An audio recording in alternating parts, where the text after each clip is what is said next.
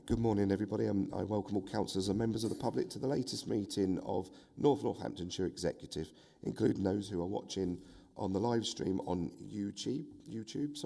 Members are reminded to keep your microphones muted and your phones and laptops on silent as well.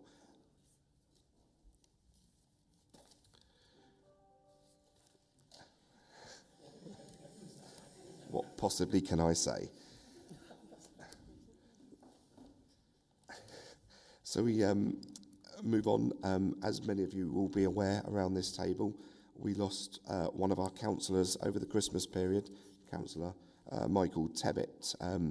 Michael was an absolute fountain of knowledge on planning, and he was a well-loved member of our group. Our thoughts and prayers go out to his family at this difficult time.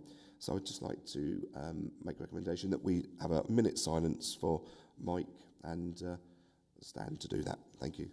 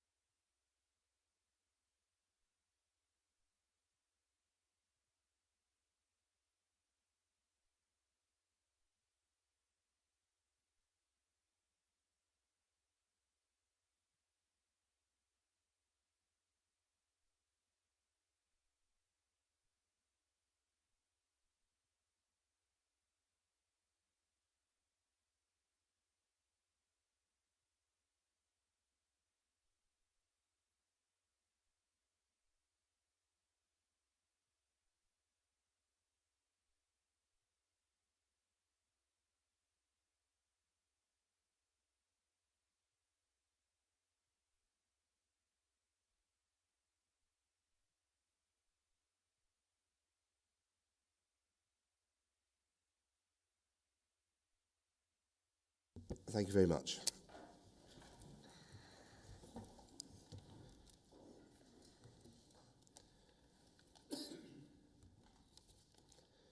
So we move on to item 1, apologies for absences.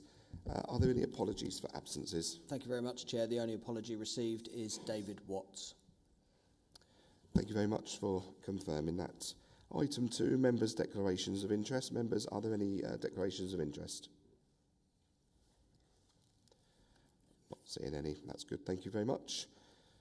So item 3, which is notifications of requests to address the meeting. We have various speakers on various items. I'm not going to go through them all now, but I will call you up as and when they become into the agenda.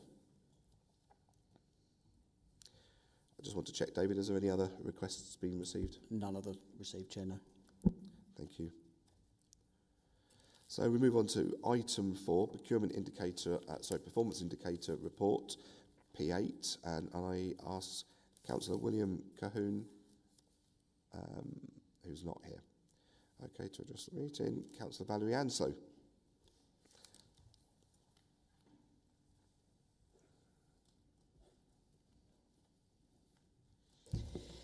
Morning. Statistics never tell the full picture, do they? And although there's been a reduction in the number found street sleeping in November, AFL 12, I'd like more information about the weather conditions on that night, because often people will, if it's really cold, perhaps find a home for the night. 9 people were found sleeping outside on that snapshot night, a reduction of 10 when it was 19 in October, which is really good. The team are doing a great job in trying to engage and move people into accommodation, and I'd like to commend them with the difficult task they have. The places found for the total of 18 people, which means 9 on the streets, makes the potential for that night 27. If those people hadn't been found temporary accommodation, the potential is 27 on that night. Much higher than any figure given in 23-24 so far. So homelessness is still a huge issue for NNC, shown by the figures across all of the data that we've got on the AFLs, with the number in temporary accommodation and those on keyways rising. The long-awaited housing strategy is urgently needed. with a vision for affordable homes and social housing, with this council taking the lead. I'd like to ask the executive member to inform me of how many temporary accommodation units are in each of the major towns in Northampton, in North Northants. I've asked before, but I've not had a response. I'd like to know the number of affordable homes built and now occupied in this year, 2023-24, and the number of new social houses that have been built this year as well. Thank you. Thank you very much. So I'd now like to invite Councillor Bunday to introduce the report, please. Thank you, Chair. I'm sure that Councillor Rowley will follow.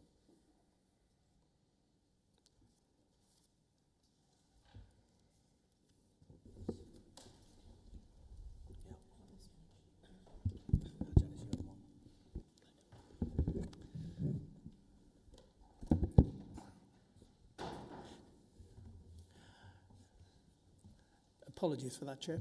I'm sure Councillor Rowley will follow up on Councillor Anslow's inquiries in due course. This report reflects the key performance indicators for North Northants Council as at period 8 November 2023 and contains just under half of the total key performance indicators set. So Councillor Bunday, I just need to stop you for a minute. Councillor Hakewell, if you wish to record the meeting, can you make sure you record the whole meeting and not zoom in on individuals, please? It's disruptive to the meeting. Can you zoom out of filming individual people, please? I wouldn't have said it if I wasn't.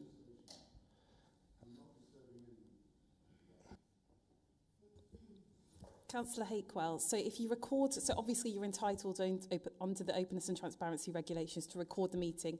It would be preferable if you were to record the entire meeting. When you do zoom into certain people, it can be quite intimidating to them, and also they feel disrupted by that. So if you could just record the entire meeting, then the chair would be grateful.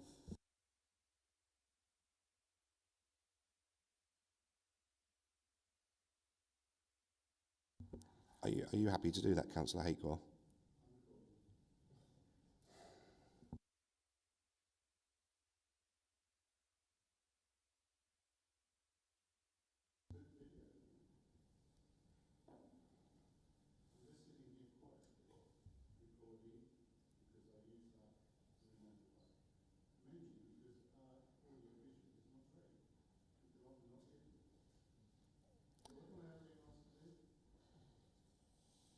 If you can record the entire meeting rather than zooming in on specific people as they're speaking, much like the audio-visual records the entire meeting rather than specific people, then that would be helpful. Thank you.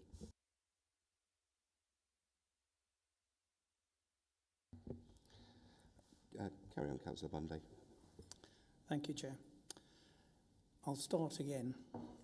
This report reflects the key performance indicators for North Northampton Council as at period 8, which is November 2023, and contains just under half the total key performance indicator set. Many indicators are monitored at lower frequencies. Of the 56 indicators in this report, 53 are reported on a monthly basis and 3 are reported annually. In period 8, there are 28 indicators with established targets, 16 of these exceeding target, 3 are within the acceptable tolerance and 9 are performing below target. 46 performance indicators have a determined polarity. Of these, 19 have shown improvement, 15 are showing a decline, with the others either staying the same or deteriorating very slightly. Of those indicators that are tracked, i.e. they don't have a target, 18 have a determined polarity for direction of travel. Of these, 8 are showing improvement, 4 have remained the same or deteriorated only marginally, and 6 deteriorated by more than 5%. Analysing our indicators by Council's key commitments, the Better Brighter Futures commitment has half of its target KPIs exceeding target and only 1 below target. Safe and Thriving Places commitment is performing well, with more than 63% of the KPIs exceeding their targets. Modern Public Services has just one KPI overperforming and one underperforming, and Active Fulfilled Lives has more than half of its target KPIs exceeding the set targets. I'm sure colleagues around this table will want to comment on performances in their own portfolios. In my portfolio, there are only two KPIs. One is council tax and the other is business rates collections, and both are performing well. With that, Chair, I'm happy to propose the recommendations of paragraph 3. Thank you very much, Councillor Bundy. Members, have you got any comments to make in relation to your specific areas? Councillor Rowley. Thank you, Chair. To come back on Councillor Anslow earlier, the rough sleeper count obviously is a snapshot on the night. So it's whoever the team find on the night. If you start adding in other areas, then obviously you're going to get a higher number if you're including people who were averted from homelessness. But you need to add that onto every KPI stat for that period to show a true, well, a figure that you want to show. In terms of the other comments you've made, if we speak afterwards, and then I'll get those numbers for you. In terms of the other statistics, it is encouraging to see that on the whole, the housing KPIs are going in the right direction. The number of people who are outside of the area in temporary accommodation is currently 0, which is great news. The rent collection is also in the right direction, going upwards as well, so we can gain more rent, therefore do more repairs. Everything, as far as I can see on the reports in general, is in a good state. Thank you, Chair. Thank you very much, Councillor Rowley. Just looking around the table. No. Okay, so Councillor Bundy has moved that report. Can I look for someone to second that report, please? Councillor Rowley, thank you very much. So the recommendations are set out on page 6 of the agenda pack. They've been moved and seconded. Can I have a show of hands in favour, please? Thank you very much. So we'll now move on to item 5, Culture, Tourism and Heritage Business Plan 24-25. And I'd like to invite Councillor Hakewell to address the meeting. You have a maximum of 3 minutes, Councillor Hakewell.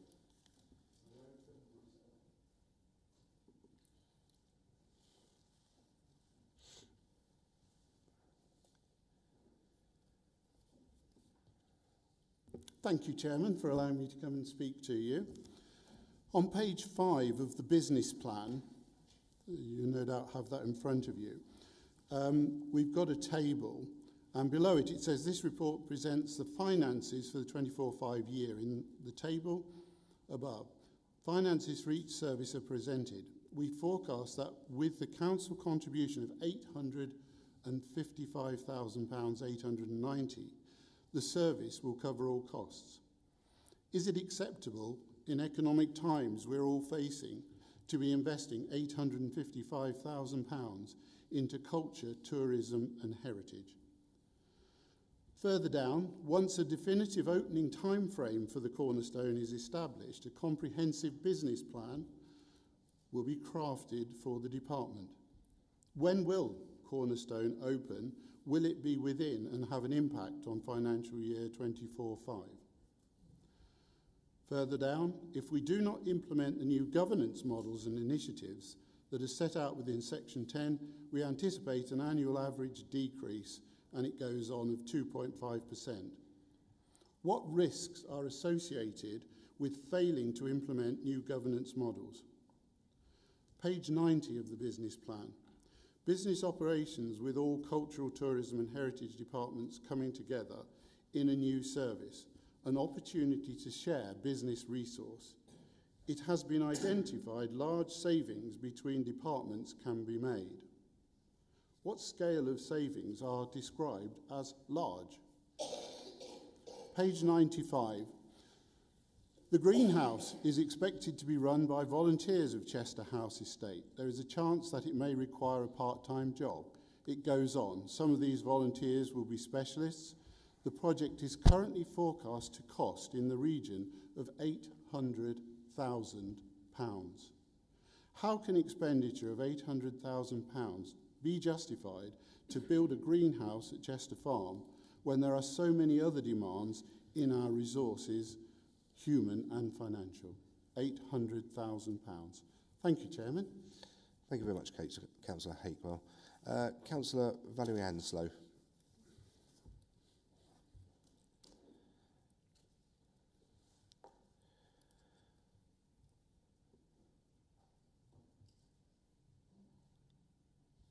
Mine's more of comments. There is a question at the end, but I welcome this report and the vision it has of bringing culture, tourism and heritage services together.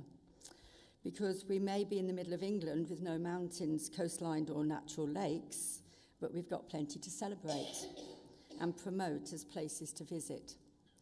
Chester House may be considered a huge white elephant by some, but it's clear that at the moment, and with the plans ahead, that it will generate enough to perhaps subsidise less utilised spaces, which is positive, as long as it all goes ahead.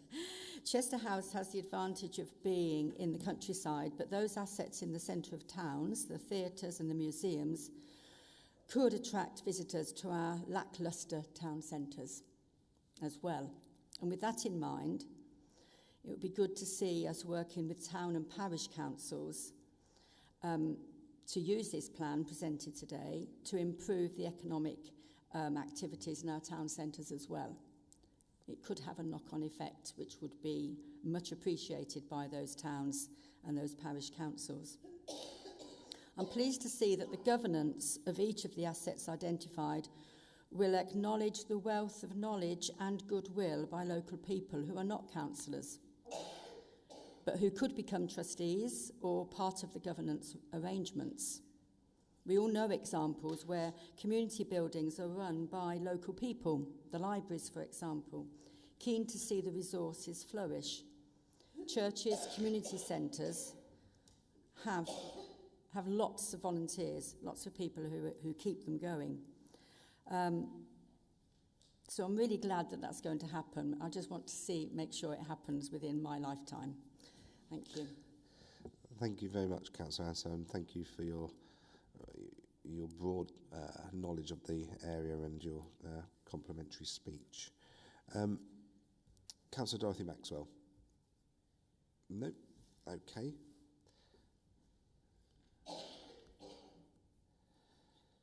So, I'd like to invite Councillor Helen Howe to introduce the report, please.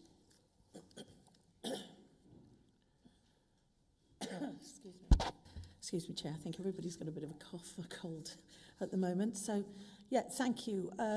Before I start, Chair, I would, before I present the report, I'd just like to highlight a few typos and very minor amendments to the report following the scrutiny session last week. And I'd like to thank Councillor Laura Lorman for raising these little issues. I'll just remind people that this report hasn't been put together by a consultant who's a specialist. It's been put together by our staff who have worked really hard, tirelessly. It's a very big report, 100 pages. And, you know, we've gone through it in great detail, but I think sometimes you become a little bit blind to what's in front of you. So thank you very much to Councillor Lorman for picking up on these very minor changes, and I'll just highlight those now. 5.7.1, the third line down, instead of saying this includes, it should actually read excludes. 5.7.7, under council contribution 22-23 actual, the figure should read 298,244 and not 224, so that's just a typo there. And in 7.1.3, the sentence should not include Discover Northamptonshire, so it should only read for Chester House Estate. So thank you. With that, Chair, I shall carry on now and just address some of the points raised by our members, and thank you very much, members, for engaging in the paper and commenting. So just to pick up on Councillor Hickwell's point about this council spending £855,000 on culture, tourism, heritage. When you consider the budget that this council has, that's not a great deal of money. And when you consider what we have in this wonderful district of ours, it's not right for us as a council to not invest in our culture, tourism and heritage. This is about providing these facilities and services for future generations. it's about education, it's about learning, it's about empowering our young people to understand our past, our present and our future. And I think it's quite disturbing that one should think that we shouldn't invest and spend any money in this sort of service. It provides an awful lot of things for an awful lot of people. Cornerstone, when will that be up and running? Well, it'll be up and running as soon as possible. I mean, we're waiting for all sorts of things to happen. We've started the process, and I can just highlight some of the things that's already happened. So we've got the project plan in place. We're applying for the licensing and applications. We've got the pre-planning application in, the design and construction strategies being sorted. We're rechecking the tenting design. We're also re-engaging with regards to probably cost savings where we might be able to use an alternative material than Collie Wesson stone. So all of these things do take time. And as I've said before, we do not want to rush this project. We do not want to get it wrong. We want to absolutely get it right. As I'm sure you're aware, some of the new extension buildings are being utilised for library services at the moment. We've had some fantastic feedback from people using those facilities. They're really pleased, delighted with the facility and what it adds to the building. So that's just positive. And as I said, it's our desire to get that building back up and running as soon as possible, because I'm sure you've seen, Councillor Hakewell, in the papers, that building costs this council a considerable amount of money to run, and it's not at this moment generating any income. So it's in everyone's interest to get that building back up and running. Risks, if we don't go for new governance, forgive me if it was about not going for new governments, well, the risk is to this council, and that's why we're exploring all avenues of new governance for all of our culture and heritage, so that we can protect them for the future generations. The business large-scale savings, well, I suppose anything is quite considerably large when you consider the low budget that we have for the whole of this service. So I think you're well aware that we are trying to make savings across the board throughout the whole of the council. So we will do our utmost to ensure that without reducing quality of service, we will make savings where possible. And as for the £800,000 you refer to for refurbishment of the greenhouse, that is not a cost that this council will incur. We are going out for funding, as it clearly states in the report, so that unless we get the funding, that project will not go ahead. The same with other projects that we have planned. Unless we can secure the funding, those projects will not go ahead. So as I said, there will not be an issue to this council. I'd like to thank Councillor Anslow for celebrating what we have in this, our wonderful part of this county. We do have an awful lot here. We've got some fantastic facilities, and it would be an absolute travesty to see them go. And that is why this council is committed to protecting our culture, tourism and heritage, and not forgetting tourism generates economy, it generates income for this council, it generates income for everybody out there, it creates jobs. So it would be remiss of us not to look and focus our attentions on this part of the council's operations. So thank you, and I appreciate your comments. And I also hope that we manage to get the governance sorted out within my lifetime as well. So thank you for that. So moving on to the report. So in September 2022, the North Northamptonshire Council established the Culture, Tourism and Heritage Service. The service has undergone a recent staffing restructure, which has streamlined various departments under the Communities and Leisure Directorate, including the Chester House Estate, Corby Heritage Centre, Cornerstone, Northamptonshire Archaeological Resource Centre, the North Northamptonshire Greenway Project, the Discover Northamptonshire Hub at Rushton Lakes, the theatre and land-based contracts, and it's resulted in the development of this new business plan. Approval of the business plan will facilitate the integration of the new plan into the service. The business plan aligns with the Council's commitment to strategic development, maximising commercial opportunity, financial prudence and preservation of the area's unique cultural identity. The plan also aligns to key commitments as outlined within this council's corporate plan as adopted in 2021. The business plan outlines a clear and strategic vision for the Culture, Tourism and Heritage Department, providing a roadmap for the development and growth. It ensures that the council has a well-defined direction to safeguard, promote and celebrate the cultural heritage and tourism assets of Northamptonshire. The plan consolidates various departments under a unified approach, fostering operational efficiencies through streamlined processes and resource sharing. Adopting this plan enhances collaboration, leading to cost savings and optimised service delivery. By consolidating efforts, resources and strategies under a cohesive plan, Northamptonshire Council and the Culture, Tourism and Heritage Service is better positioned to achieve its goals, make best use of resources to optimise income and to provide a seamless and integrated experience for both residents and visitors. The plan also presents the outlined future projects that will support the future sustainability of the service. These include the restoration of the Kettering Museum, any possible relocation and extension plans for Corby Heritage Centre, and the continued business development of the Chester House estate. This will focus the team and explore grants and funding opportunities.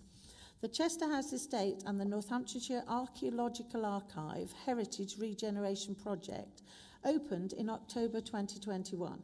The site's attracted an estimated 500,000 visitors over the past 2 years and has had a successful first 2 years of operation, meeting income targets and winning numerous awards. The council contribution, as set out in 2021-22, for the operation of the Chester House estate for its first 5 years only will, as predicted, no longer be needed from 27-28 financial year. The site will then be financially self-sustainable. In the current financial year, Chester House is projected to generate an income of £59,711 for the broader service. This funding will be allocated to support departments that are anticipated to operate at a loss during the financial year, such as the Cornerstone and Corby Heritage Centre, with the £855,890 base budget contribution from the council. The service is expected to cover all of its costs. The Cornerstone project encompasses improvements to the Alfred East Gallery, including a new state-of-the-art stall for the collection, along with a new cafe, multifunctional conference and community facilities, offices, a brand new business and intellectual property centre, supported by the British Library to support new and small businesses, and to enhance public accessibility. The mobilisation of the Cornerstone project has been delayed, obviously, due to the library roof replacement project. Corby Heritage Centre, located in the heart of the Old Village, currently attracts an estimated 600 visitors annually, and we are currently exploring options for the future of the Corby Heritage Centre. Launched in March 2023 with the support of the Shared Prosperity Fund, the Discover Northamptonshire Hub at Rushton Lakes operates 7 days a week, serving as a dedicated space for residents and visitors. The Tourism Information Centre showcases the cultural offering and attractions of Northamptonshire through interactive tools, exhibits and events. Along with this, a new tourism strategy and local visitor economy partnership in conjunction with West Northamptonshire Council is being developed to maximise the potential for the county's visitor economy. The Greenway programme, which focuses on green infrastructure development along the Nen Valley, has seen strategic developments. The Greenway Programme Board and then Northamptonshire Council approved a new strategy in September 2023, outlining long-term objectives and individual dynamic plans for the whole network throughout Northamptonshire. Northamptonshire Council also inherited 2 further destination sites from the former East Northamptonshire Council. Both are owned by Northamptonshire Council, but are operated through long-term leases by independent operators. Stanwick Lakes is run by Rockingham Forest Trust and Twywell Hills and Dales by the Land Trust. The services manages the contractual and funding relationship with these organisations on behalf of the council, and the costs associated with these contracts are not associated with this business plan, and they are shown at 7.1.8 of the report. It's essential to note that the current service plan and financial projections do not encompass the mobilisation and launch of the Cornerstone. The Cornerstone's initiation will entail significant expenses relating to both the core operations and commercial elements, including staff wages and catering stock. Once a definitive opening timeframe of the Cornerstone is established, a comprehensive business plan will be developed for the department. This will lead to a revision of the overall business plan finances to incorporate the additional income and expenditure associated with the Cornerstone's operation. This restructure and streamlining of departments resulted in a reduction to the baseline budget of £172,000 for the year 2022-23, and that reduction was prior to the staff salary increases. The reduction results from anticipated savings and a comprehensive reorganisation of resources, income generation goals, and are set to counterbalance a decrease in council contribution in future years, taking prudent financial outlook considering the UK economic climate. And we aim also, as stated previously, to establish new governance models, including charitable trust and community-led organisations for key landmarks as outlined in section 2.6 of the report. And I'd just like to take this opportunity, Chair, to thank all the officers and staff and, of course, those wonderful volunteers who work within this portfolio.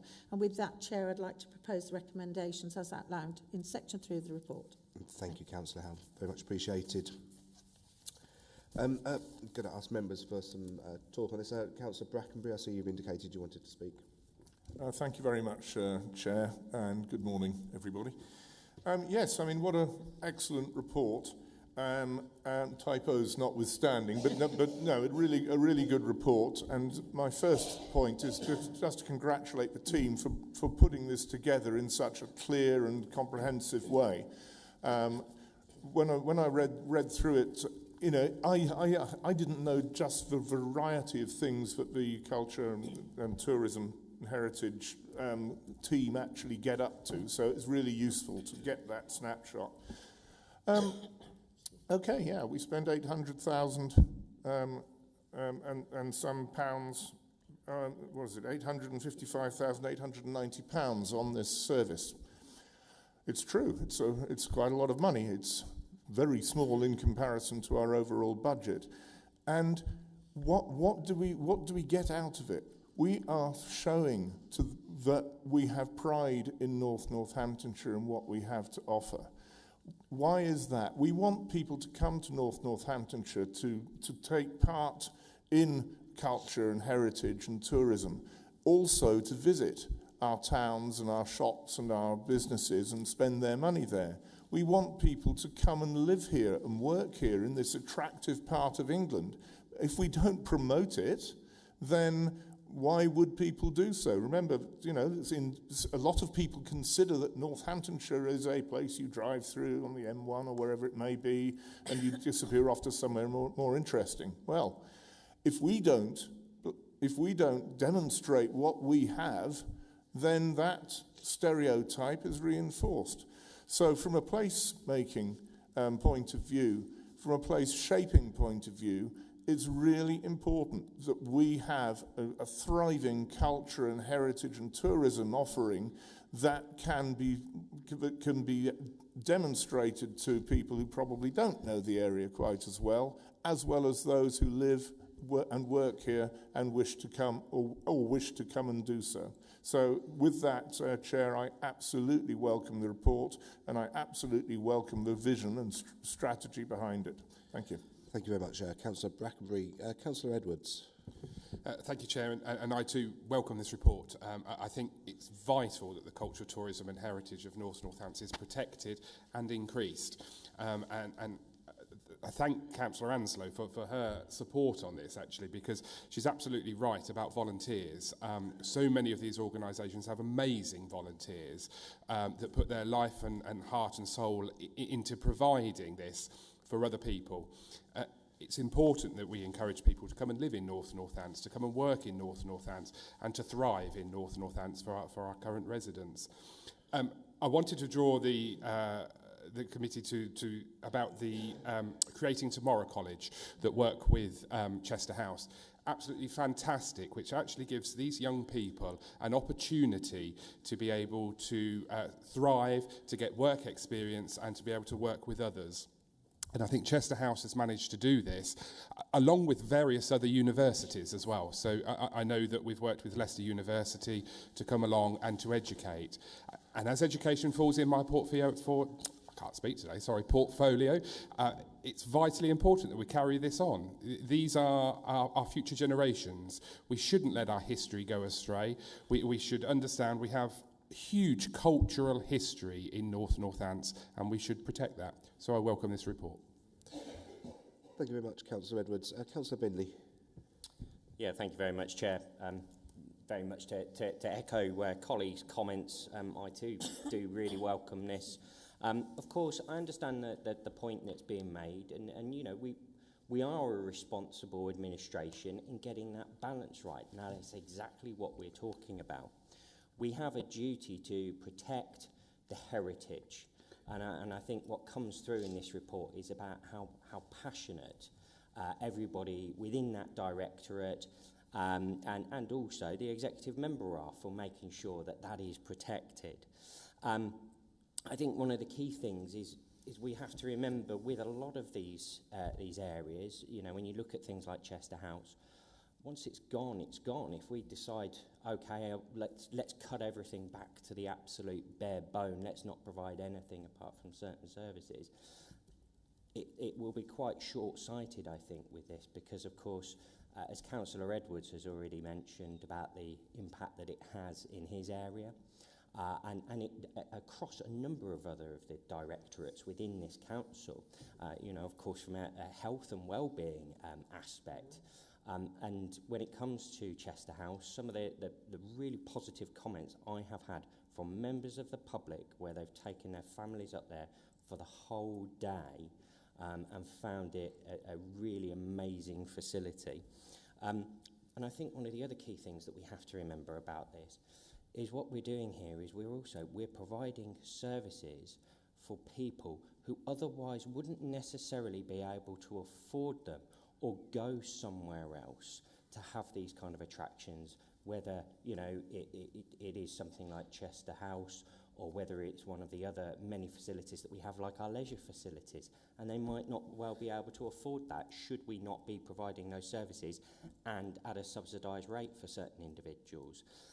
So I think there's a huge amount of benefits, and I think to do anything else I think would be potentially irresponsible, and I really welcome this report and everything that's being done within that directorate to keep things going and to support other areas. Thank you, Councillor Bindley. I mean, it's very clear this report oozes absolute ambition and vision, and I think that's the way this council needs to move forward. And I absolutely commend the report to this executive, and I think it's a fantastic bit of work done through the portfolio holder and the officers, who I know is one sitting at the back of the chamber currently, and the rest of the team that, you know, have put into this fantastic project. We need to look forward. We don't need to be stuck in the past. We don't need to be relics.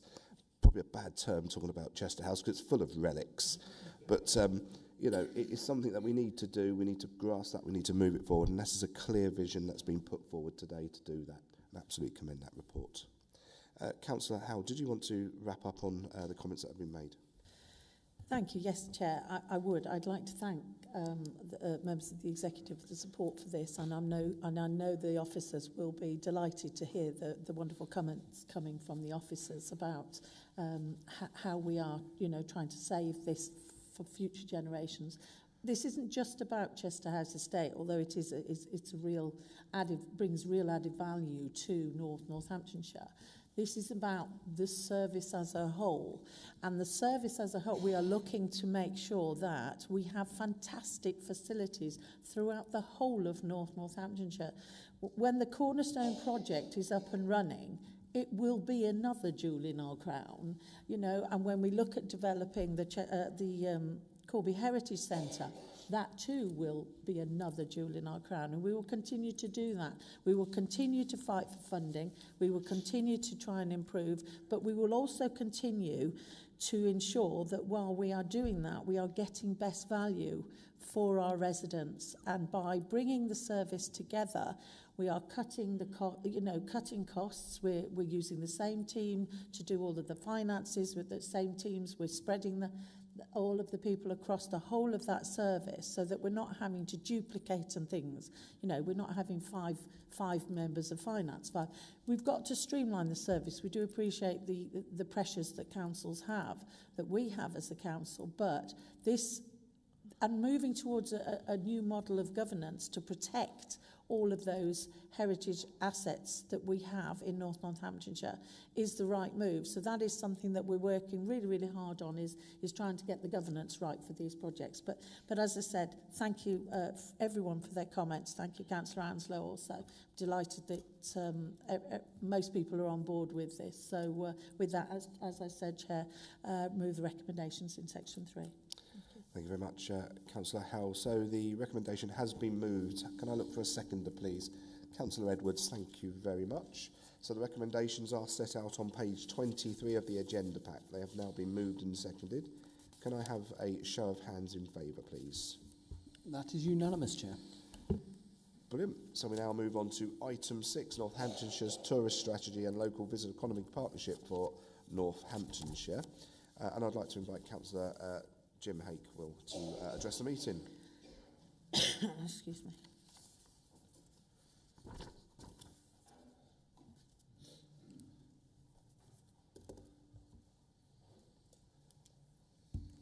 Thank you, Chairman, for inviting me to come and speak.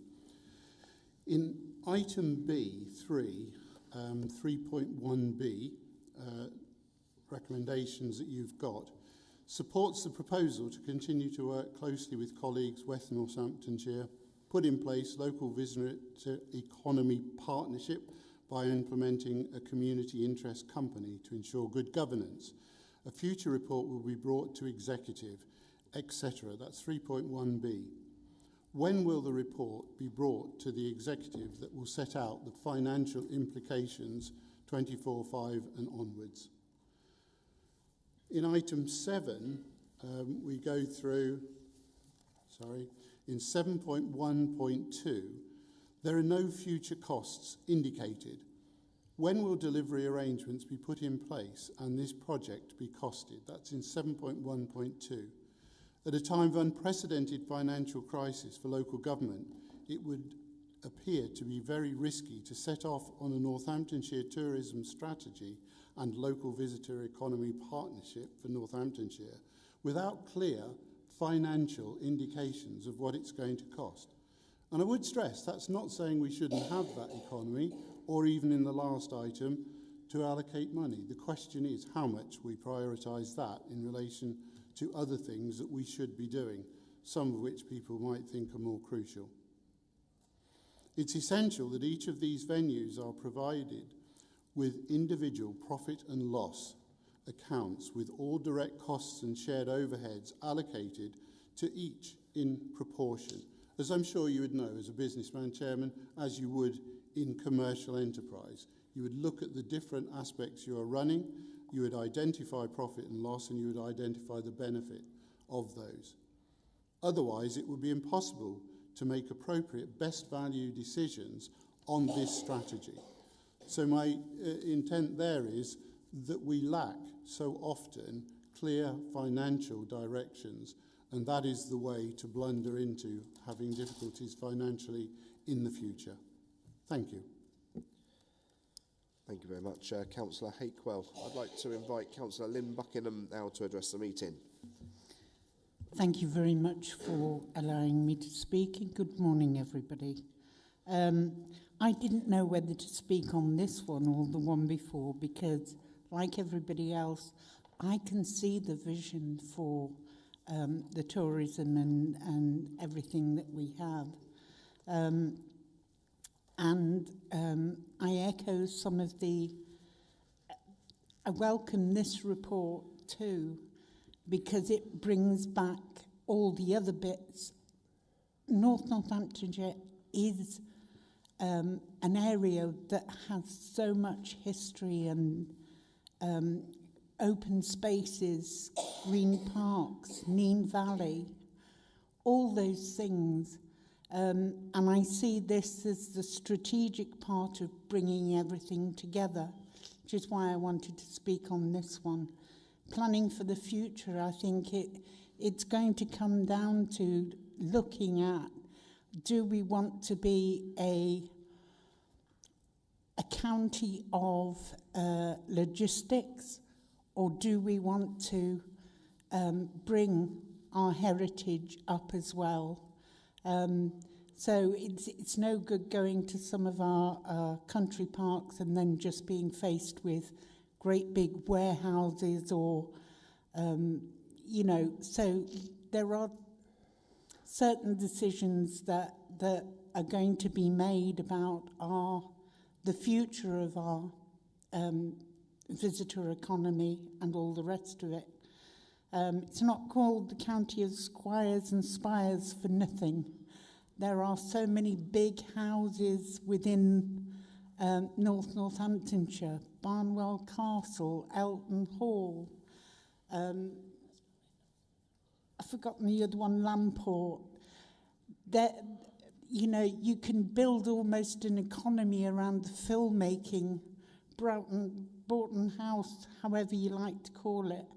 There are so many beautiful places and so much history. And I know that you've brought the history of Chester House Farm and all the things that are going on in there. It's absolutely inspirational. But the other thing that I think needs to happen is connectivity between all those things. I know I've said before about the old saunter bus that we used to have that used to go round some of the things that sort of were going on so that people could get on and get off, because Chester House Farm is inaccessible for some people, especially those that don't drive, and it has such a wealth to give. Just getting people there is a good thing. So thank you very much for this. In terms of history, just a little bit about the Corby history and the, I know, it's about computing. So Leo 2, Commodore 64 was built here, and Raspberry Pi, which is taking the world by storm. Very good little microcomputers, I agree with you. But your time is now up, Councillor Buckingham, but thank you very much. Thank you. Councillor Maxwell, okay, not a problem, we can move on. So I'd like to invite Councillor Howell to introduce the report, please. Thank you, Chair. First, I'd like to address some of the comments made again. The report, as Councillor Hickle said, with regards to the financials and the development of the CIC, CIC, things have slightly moved on since then. We're looking at all options of governance for the development of the, and I'll abbreviate it for ease, LVEP. So that report will come forward once we've developed it. We're working with the sector so that they have full input in what that looks like, because part of the Dubois review was that it was run by the sector, not by the council. So we have to engage with everybody in the sector. We're hoping to do a sort of a launch in March in the Heritage Week. So as soon as we've done all the engagement with everybody, we will get that report to the executive. And as part of the finances, yes, you mentioned That will be included in the report. And however that works, I mean, we may well come to council, we may be looking for external funding. We don't know yet. We haven't got to that point. We're along a process and we're only part way through it, but we are working very closely with West Northants Council and, as I said, our stakeholders to develop what the tourism strategy, not the strategy, the organisation will be for the whole of the county, because there are no borders in travel or in tourism. So the best thing for us to do was to work with the West and develop a county-wide plan. As for the minute detail about profit and loss, I would just explain to Councillor Hakewell that from a council perspective, we look at a strategic level. Our officers are here, they're employed, they do a fantastic job. They are in charge of the day-to-day running of this organisation. They are in charge of the day-to-day management of those profits and losses. So they are in full control of them, and I can assure you of that. So moving on, it does, thank you, Councillor Buckingham. This strategy fits hand in glove with the previous paper that I had. It's all about creating a plan for Northants to generate income, to generate tourism, to improve, to protect our culture, our heritage. So yes, they do. They fit hand in glove. And you're right, we do not want this to be a county of logistics sites and things. We want to have something here that people can come to.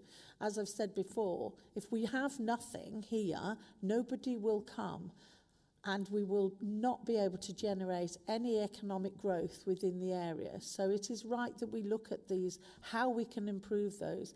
And we had a consultation done previously, and it showed that actually Northamptonshire, rather than increasing its tourism, as other counties locally have done, ours has decreased. So it's absolutely right that we're investing time and effort in trying to create this LVEP moving forward, because we need to grow, we need growth in this area. Just for your information, Elton Hall is not actually in our area. However, it does attract visitors, and those visitors we want then to come into Northamptonshire, so absolutely right. And you're right, transport is another big issue, but we're obviously, a lot of these strategies and policies that we're developing sit hand in glove with other departments throughout the whole of the council.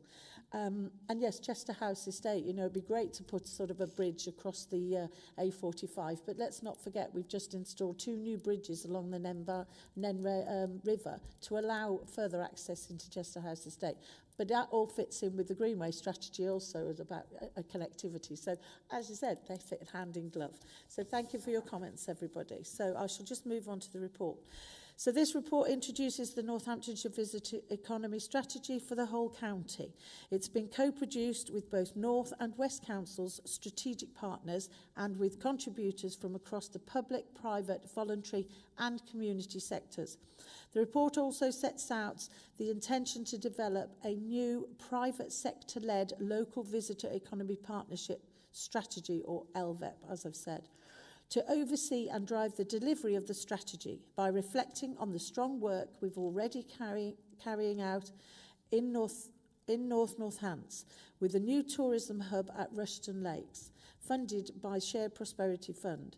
It's given us a basis and a team to develop this strategy. Our vision is to build a greater sense of pride across Northamptonshire and drive economic growth by attracting people to visit the county. Through collaborative and creative work across the entire visitor economy, we will provide visitors with compelling reasons to visit and to stay.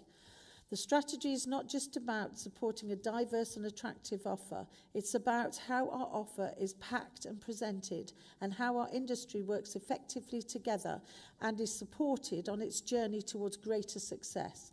It's about developing strong links between people, places and sectors to better connect everything and everybody, resulting ultimately in the county's visitor economy being way more than the sum of its parts.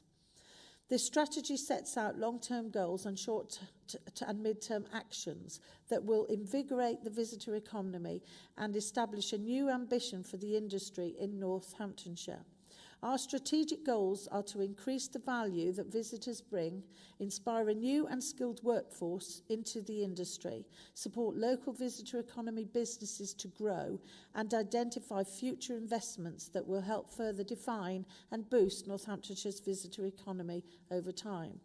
In March 2021, the government announced an independent review to assess how destination management organisations, or DMOs, across England are funded and structured, and how they perform their roles in order to establish whether there may be more efficient and effective models for supporting English tourism at the regional level, and if so, what that model may be. Its report and consultation response analysis was published in September 2021.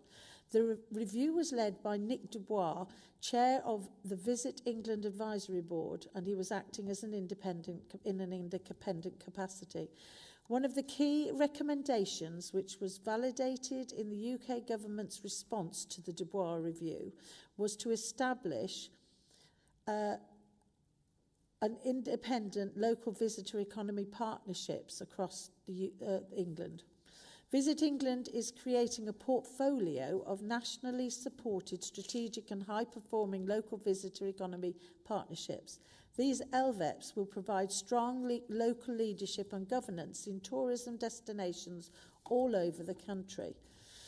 Both Northamptonshire and West Northamptonshire councils agree that a new strategy would be required following the local government reorganisation. In January 2022, the procurement of this strategy took place and Tomorrow Tourism was successfully appointed and work commenced at the beginning of February 2022. This strategy is a tool to work with Visit England and secure support and future government funding for tourism, which government have stated must be at a size larger than West or North Northamptonshire individually. The strategy seeks to stem the recent and relative decline in our county's visitor economy. If Northamptonshire's visitor economy had grown at the same pace as our neighbours in Cambridgeshire over the past decade, it would have resulted in £36 million more spending by overnight visitors and some 660 jobs, either safeguarded or created. The justification for collaborating with West Northamptonshire Council to develop a county-wide strategy aligns with the requirements of the new LVEPs, which neither local authority area would be large enough to apply for singularly. Furthermore, the evidence sourced to develop the strategy outlined the lack of awareness or differentiation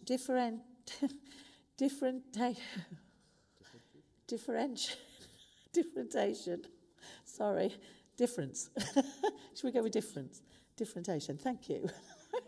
Between, you know when you see it and you just can't, between North and West Northamptonshire from a consumer/visitor perspective, meaning the offer is stronger and clearer as Northamptonshire.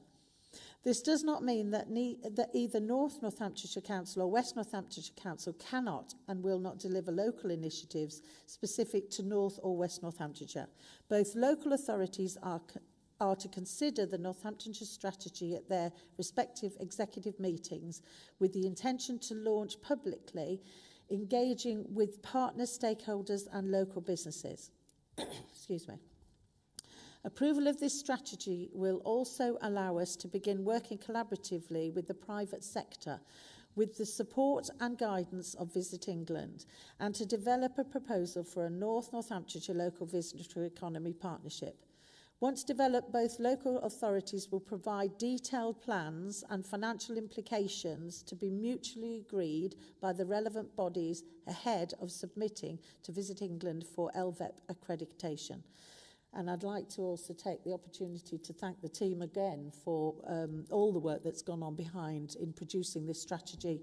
It's been a long haul, and I'd also like to thank all of the stakeholders that have taken part in it as well. So, and with that, Chair, I propose the recommendations as outlined in section 3 of the report. Thank you, Councillor Howell. Very interesting report, and it was well received by members of the executive, I know. Councillor Brackenbury. Well, thank you very much, Councillor Howell, for a really comprehensive run-through.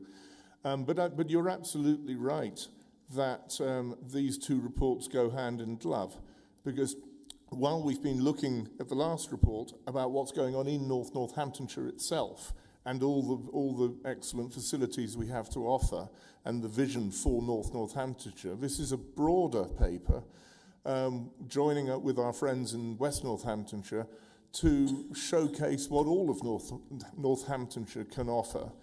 And I welcome the work that's gone into this, and I welcome the partnership working and the wider team that can really put Northamptonshire as a destination on the map. And now, as has been observed, we don't want simply to be a county where there's a lot of warehouse development and a lot of economic development. We want to have that balance where we have got attractions, where people come to Northamptonshire because they want to come to Northamptonshire, to come here and spend their money and invest in our economy, come to Northamptonshire to live, come to Northamptonshire to work, and still make use of all the wonderful facilities we've got. So again, excellent vision, great paper, and I very much support it.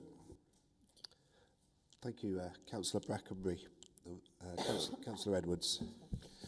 Thank you, Chair. And yeah, absolutely, again, I support this. I think, Northamptonshire has a huge range of different reasons why people come and visit it.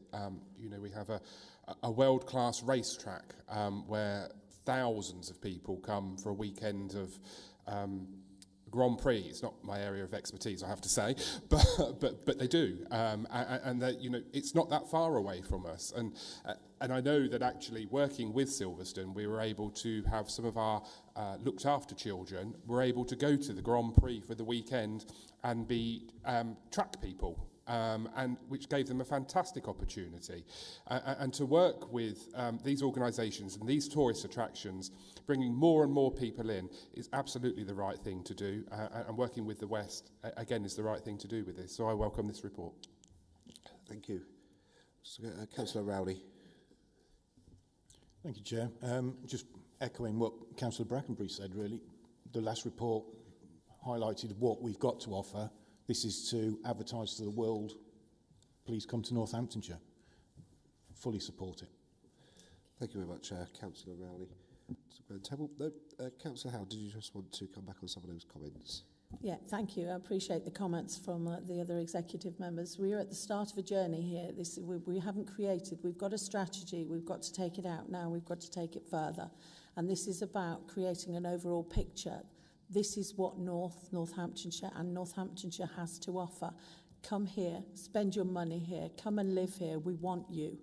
And with all of this, and the creation of and the protection of all our heritage offerings and the creation of this strategy will bring further funding, employment and value to this area. So it's going to be a journey, and we're at the start of it, but we will get there. And we'll put Northamptonshire and Northamptonshire on the map again. Thank you. I recommend as outlined in 3. Okay, thank you very much, Councillor Howell. So the recommendation has been moved. Can I look for someone to second that report, please? Councillor Brackenbury, thank you so much. The recommendations are on page 140 of the agenda pack. They've been moved and seconded. Can I have a show of hands in favour, please? That is unanimous, Chair. Fantastic. So before we move on to item 7, I think we should have a 10-minute comfort break. We've been going for an hour, and we'll come back in 10 minutes. Thank you.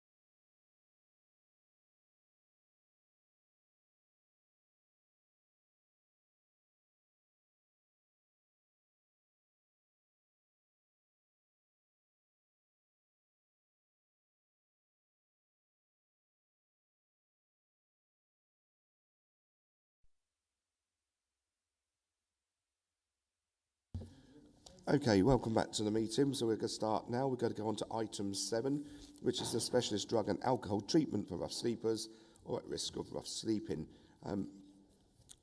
Councillor Hakewell, I'd like to invite you to the speakers part there, and you have 3 minutes to address the meeting.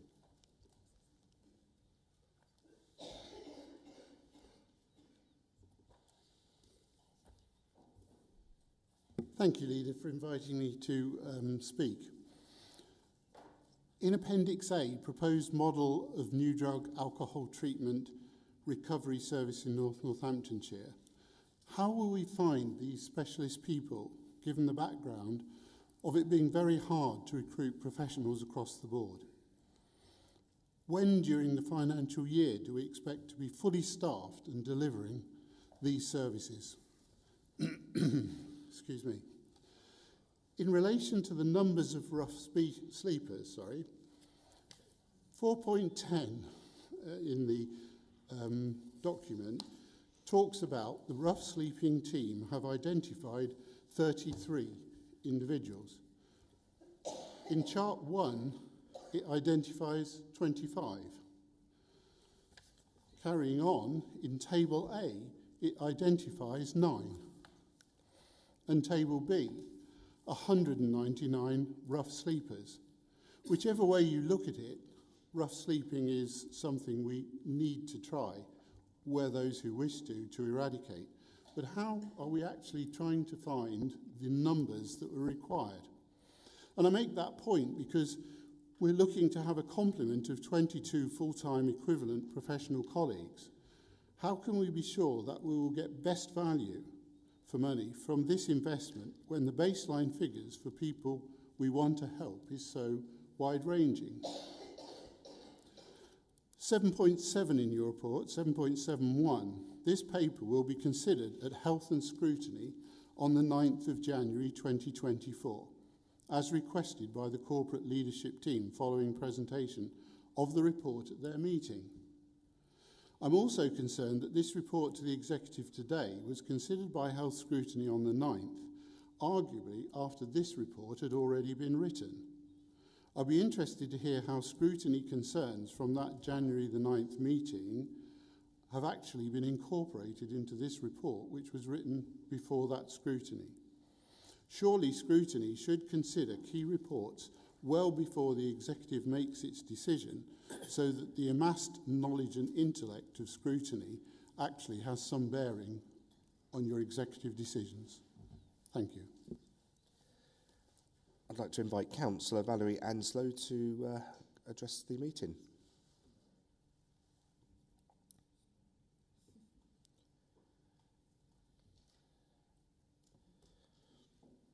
Just a question first of all, because I do have a question to, and I'd like to put it to the executive member, and I'm just wondering if there is a new person yet, having, as Councillor Harrison has resigned.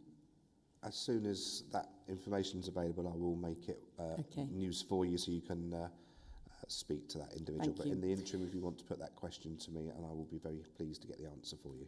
Thank you. Don't always have to be confrontational, do we, in politics? No, we don't, because good things happen to those who wait. And I've been waiting a long time for this. And this is a good suggestion in this item 7. To use reserves to support some of the most vulnerable in our communities. Support them to be drug and alcohol free and improve their mental health. Change, Grow, Live, who will get the who will be the experts to do this work, have a tested record of working in this area, and in fact they lead on the resettlement programme at HMP 5 Wells. Drug dependency is a key part of their work. Working with, and some of the people who work for Change, Grow, Live have got lived experience of coming off drink and drug dependency, and they become mentors and counsellors. This is just the sort of partnership working we need to solve some of the issues that the third sector do so well. CGL with benefit from a 2-year grant to deliver this. But as a person heavily involved in the Daylight Centre in Wellingborough, I know that it takes time to build up working relationships with rough sleepers who are drink or drug dependent, and 2 years might not be long enough, and sometimes it just carries on for the whole of their life, that struggle. My only concern is, and this goes across all partnerships in the third sector, is that they are constantly chasing grants and concerned about the long-term viability of their service. So my question is, what plans do we have for sustaining this work, as I'm confident that it will achieve the outcomes that we want, but therefore 2 years, what next? So it's the long-term strategy for sustaining this really important work that will bring people off the streets, off their dependency, for those who engage, obviously. Thank you. Thank you very much. So we're going to move to the report now, and I'm going to invite our excellent Director of Public Health to introduce that report for us. Thank you very much, Chair. And with your permission, I'd like to start with addressing the questions that have been raised very helpfully by the councillors. So just to address your issues, Councillor Hakewell, you rightly say these are really specialist staff. They are specialist staff. And what we have is a very good relationship, existing relationship with people who are providing services. It's not just about drug and alcohol, it's about mental health as well. So we have been doing some work with providers to say how quickly could we get this service up and running. And as Councillor Anslow pointed out, by working with CGL, who are already embedded in our local system, they're our adult provider, drug and alcohol service, we will be able to actually put this into place and implement it very quickly. And I have reflected on a number of comments that were made at Health Scrutiny. You know, I do take your comment that the timing of this perhaps was very close to executive, but we have taken on board the comments that came up in Health Scrutiny, and they were around how quickly can we implement. So we've had that discussion with Suzanne Jackson, who will be leading this work, and had that assurance that we've got the right process in place to do that, and we've had the right conversations with the providers. I feel very assured about that. The other things that came up in Health Scrutiny are really relevant as well. One of them was about how do we make sure we build on our assets that already exist in North Northants. So as Councillor Anslow pointed out, we have the Daylight Centre, we have lots of other things that are going on around this extraordinarily vulnerable community that this will augment and support and not work in isolation too. So I've had assurances on that as well from that team that we'll be doing that going forward. And in terms of timelines, I've asked for a timeline that we're looking to try and start this process from the 1st of April and hope to have this service up and running within hopefully about 6 weeks of that. Obviously, we have to make sure we get the processes right around that, but we are having those discussions. It's really important we move as quickly as we can and that we embed this and that we evaluate it and make sure that we get the right approach going forward. Your comment about the numbers is a very important one. We discussed this as well at Scrutiny last week. And what I would say about that is that some of the figures are talking about different things in the report. So the 33 is about the group that DLUC identifies as a target priority group. These are often the people who just keep coming back. So we see them, something happens and we don't see them and then they come back. And they are the most complex group, as Councillor Anslow, I'm sure you know from working in the Daylight Centre, that we really have to think about. The other numbers that are in the report are always a snapshot. It's extremely difficult, and I made this point at Health Scrutiny, having worked around rough sleeping for a number of years, it's extraordinarily difficult to know exactly how many rough sleepers we have. But even more difficult, and this is what this service also aims to do, is how do we determine how many are at real risk of becoming a rough sleeper and moving into that really dangerous and awful position that we don't want people to go in. However, we have to go with how these counts are done, and we have to use our intelligence across the system to say, I take your point earlier on, actually, Councillor Anslow, about on a given night, could it be that because the weather was so very cold, some people had been through SWEP, had gone into different provision, so we won't always have that number completely accurate. The most important thing is that we consistently measure that number going forward, so we can look at trends and we can look at see where things are going up and down. But I absolutely take your comments on board there, Councillor Hakewell. Just also to talk about the future, and I value your comments, Councillor Anslow, about, you know, this is something that's really positive and we want to make sure that we look at how this is sustained. I also take on board your comments about the short-term nature of things like this. My job really is to say, in this period of time, how do we evaluate this work? How do we build on our assets to make sure that if this is something that looks like it's bringing real benefit, that we wrap that into how we recommission our drug and alcohol services from 2026. The timing is very much purposefully done to make sure that we've got that right. What we wouldn't want to see is something falling off a cliff if that provision is really making a difference to the people who need that help. So I hope that does respond to your comments. And if it's okay, Chair, I'll move on to the actual report. So the actual report itself is about making that recommendation for the use of £600,000 of public health reserves over 2 years to provide a service for a very, very vulnerable group of people who are at risk of a whole range of very, very poor outcomes.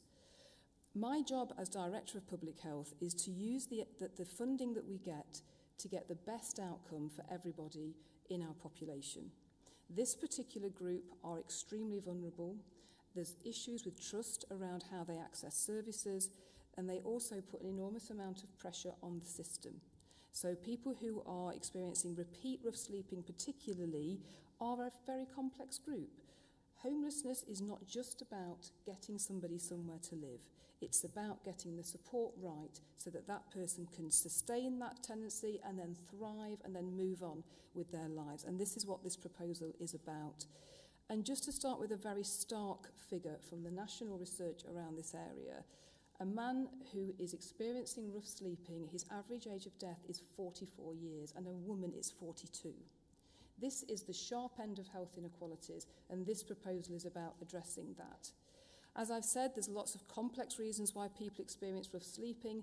Relationship breakdown is extremely common, bereavement, a whole range, loss of job, but there is also a group of people for whom mental health issues and drug addiction issues really do cause an enormous amount of additional stress and can be very much part of that picture of why somebody's experiencing rough sleeping.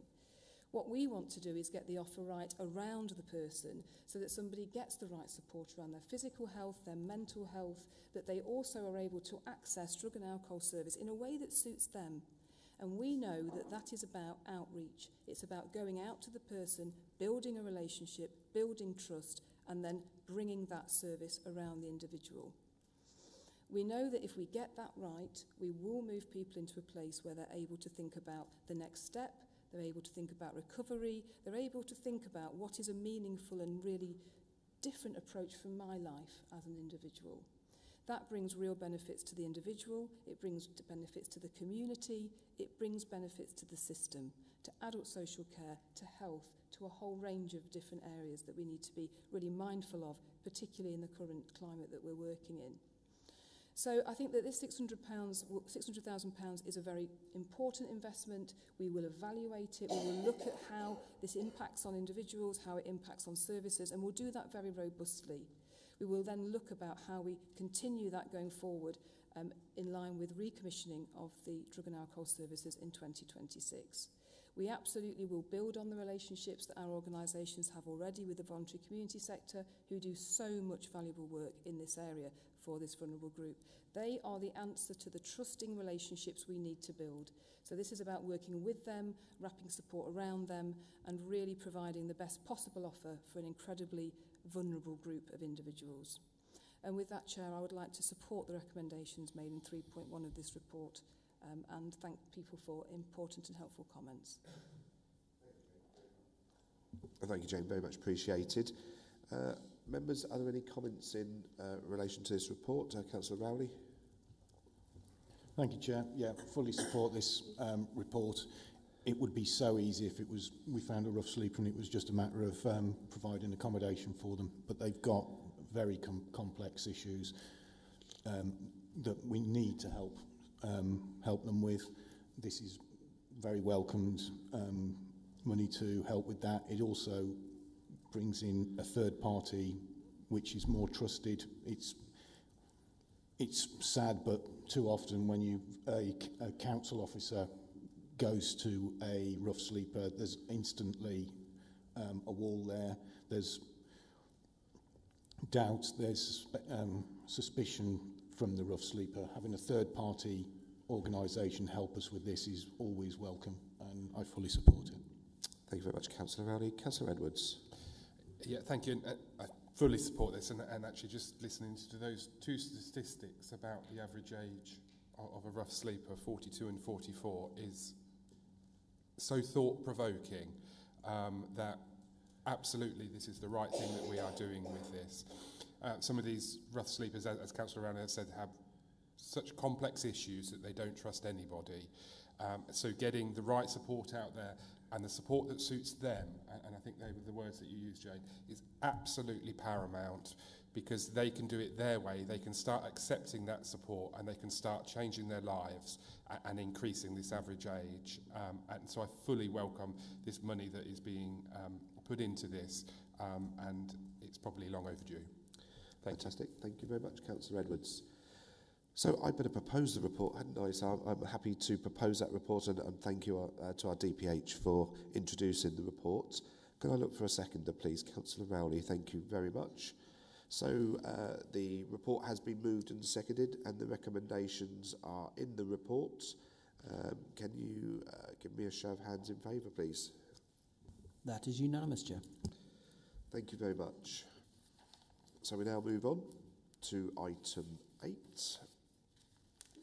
which is making a Public Spaces Protection Order, PSPO, for Rushden Town Centre. And I would like to invite Councillor Rowley to introduce the report, please. Thank you, Chair.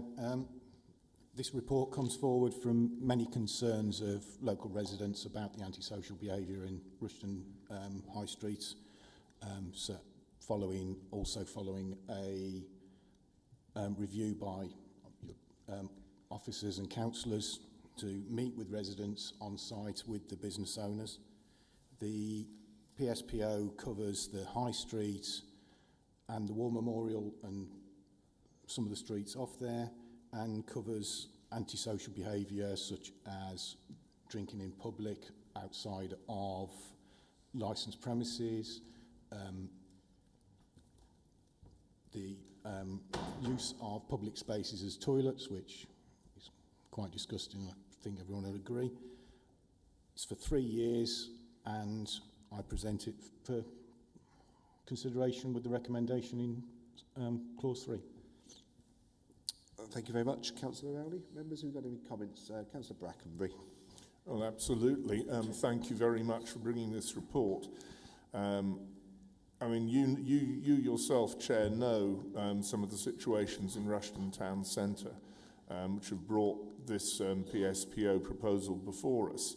It is unacceptable that a town centre of a large growth town in our area should be plagued so much by antisocial behaviour. And while we should never bring PSPOs lightly, to be able to give the authorities and give the police the opportunity to crack down on antisocial behaviour, drinking, street drinking, etc., as well as obviously what the other issue you highlighted, is just common sense. I hope that it will bring results, and I know that the outcomes of antisocial behaviour will be monitored as this PSPO takes effect. And it will be very useful to keep an eye on what's going on with a view to other town centres, and to try to crack down as far as we can on the scourge of antisocial behaviour, which blights so much of the regeneration work we're trying to achieve in our towns. So I do very much welcome this paper. Thank you, Councillor Brackenbury. Councillor Pendon. Thank you, Chair, and I also welcome this PSPO. I think it's important in the conversations that I have in the neighbouring ward of High and Ferrers, which also reaches into Rushden as well. Residents are concerned about the antisocial behaviour, and I hope that this will provide some reassurance that we are aware of this and want to act on that to make sure that people feel safe and can enjoy our town centres as they're supposed to. Thank you. Thank you very much, Councillor Pentland. And look, we have a pretty dire situation in Rushden at the moment, and that's why this PSPO has been brought into place. And I think, you know, we've identified it, and I'd like to thank, obviously, Stephen Mould, the Police and Crimes Commissioner, for coming down there with myself and Councillor Melanie Coleman as well, the Rushden Town Councillor, who joined us, and the amount of work that's gone behind the scenes with Mike Greenwood, Greenway, who's played a pivotal role in getting this PSPO into place. We can't have shops that are selling stuff that they shouldn't be. Some of the stuff they're selling is counterfeit, which is not good, and some of the stuff is just downright inappropriate to be sold out of shops. You know, the high levels of disorder in Rushden Town Centre, we've only seen just the weekend gone by, where unfortunately an individual was stabbed in a national chain of pub. We have to get on top of these things, and I will be encouraging all our partners to work together, including the police, including our teams here as well, to get on top of this, not just in Rushden, but across the whole of Northamptonshire. We want this a place where people are going to be proud to live, and we want to attract people to come and live here in Northamptonshire. And if we're making the headlines for the wrong things, that's not a good look for us.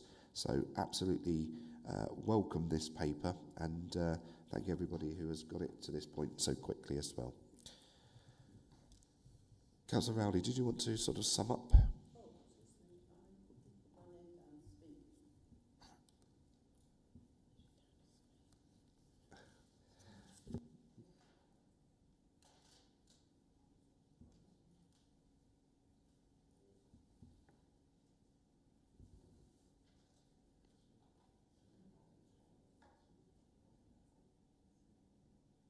Okay, Councillor Maxwell, do you want to come up and speak for 3 minutes?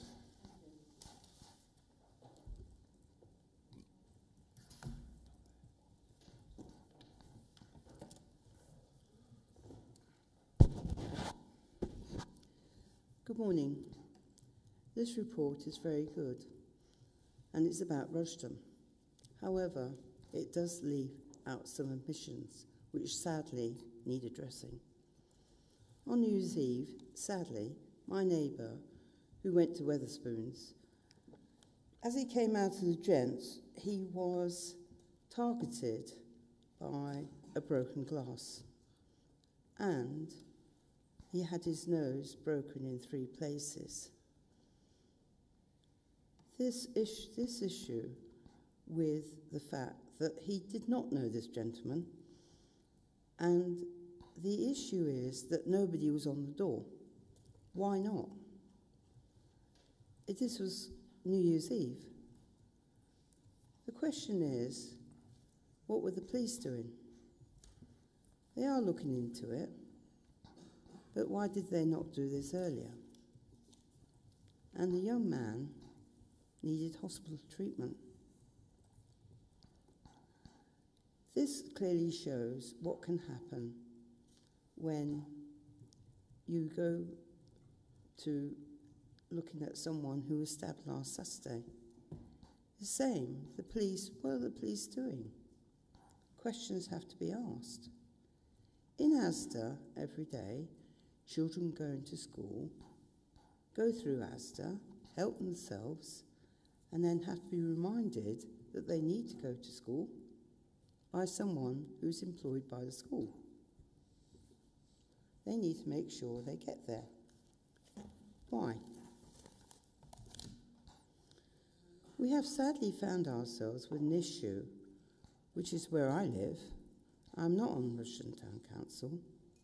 On Monday, a young boy ran in front of my car. I pulled the window down to remind him that it was dangerous running across the road. His father shouted to me, "You need to get effing glasses." This is the attitude. This attitude is quite common, sadly. I feel this is not acceptable. Is it? No, parents should be there to protect children. In re-educating parents against drugs, drink, and their behaviour, I feel this needs to be informed, but also reiterated that they have a responsibility. I feel this PSO, a temporary measure, is the right step. However, people must realise that their behaviour is not acceptable. How do we change this? How do we educate parents? School children feel it's acceptable. They need to realise their behaviour needs to be addressed by schools, parents and other sectors. I feel that this cannot continue the way it is. I think a PSO will help, but who's going to pay for it? Thank you. Thank you very much, Councillor Maxwell. Okay, so the report has been moved. I would like to second that report, Councillor Rowley. And the recommendations are on page 218 of the agenda pack. So they've been moved and seconded. Can we have a show of hands in favour, please? Unanimous, Chair. Thank you very much. So we move on to item 9, adoption of the Corby Local Walking and Cycling Infrastructure Plan. And I invite Councillor Lynn Buckingham to come and speak. Good morning again. Was very much involved in this initiative, going to meetings, etc., etc. I think one of the, and whilst I welcome it in terms of cycling and walking, we missed a trick in, and I said at the very beginning, making the business case for older people in mobility scooters and getting around. We're old, but we're not senile. We do want to do all the things that everybody else does. And, you know, the future is the mobility scooter and, you know, us turning it around these routes.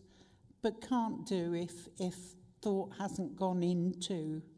So, for example, the council was given some money for linking up the green spaces in Corby by cycle or by walking. But we were then told, oh, sorry, that doesn't give you any money for drop curbs. So you're already taking our enjoyment out because we also like green spaces and open spaces. The fact that we can't get there because drop curbs aren't even thought of, and we asked for some extra money just to make sure that there was some drop curbs there.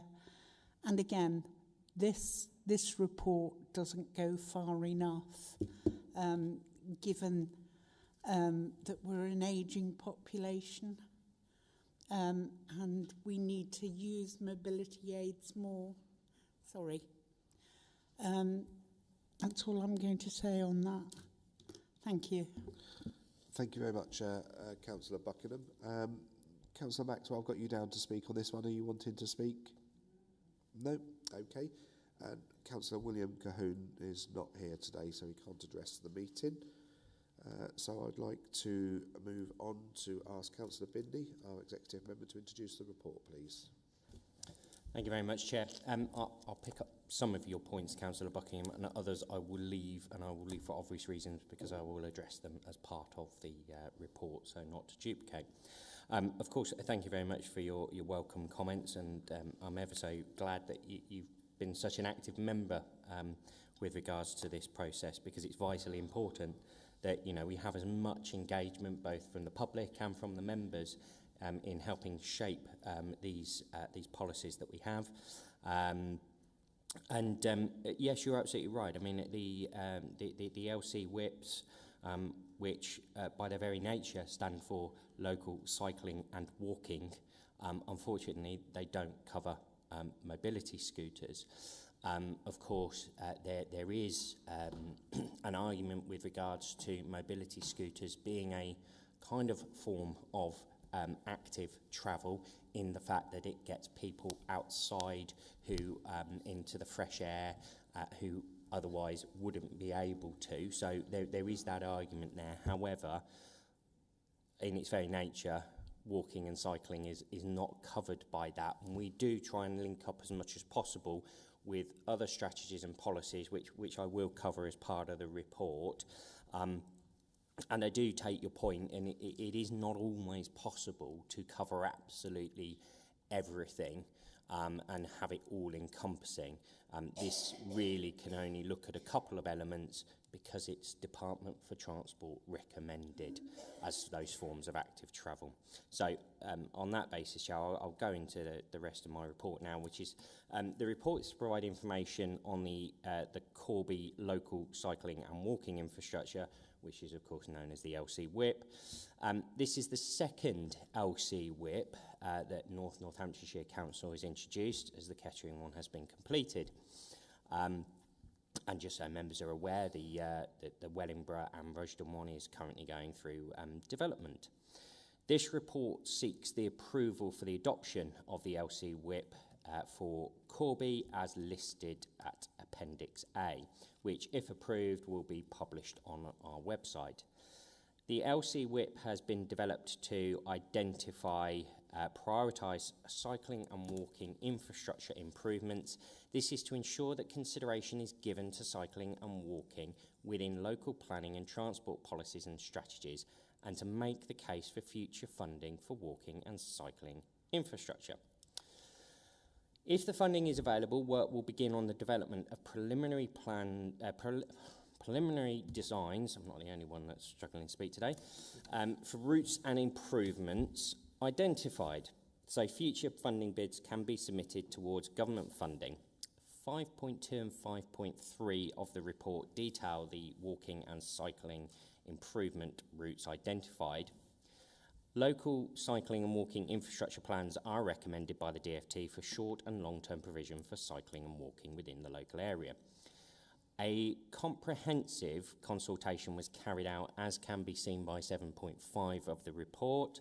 A public consultation was carried out from the 24th of the 8th, 2023 to the 27th of the 9th, 2023, of which 59% of respondents were positive, 27 neutral and 14 negative. The consultation comments received on the initial draft LC WIP were reviewed and taken into consideration as part of the technical report. The report overall contains quite a significant amount of supporting information. There's an awful lot of hard work that has gone into this, and it consists of the proposed LC WIP, the engagement report, and also the detailed public consultation report. And also a significant amount of analysis of the current provisions, as well as looking at the potential for walking and cycling routes, is contained within the LC WIP. It should also be noted that the proposed LC WIP for Corby does include Weldon and other developments as per figure 1 contained within the report. This is a way of a joined up approach in looking at these areas in a far more holistic view. The LC WIP will also link in with the Greenway strategy. So there really is that holistic view. It's not about working in silos or anything. The LC WIP proposals have been considered by the Sustainable Communities EAP, and that was on the 26th of April and the 9th of November 2023, which again is detailed in the report at section 7.6.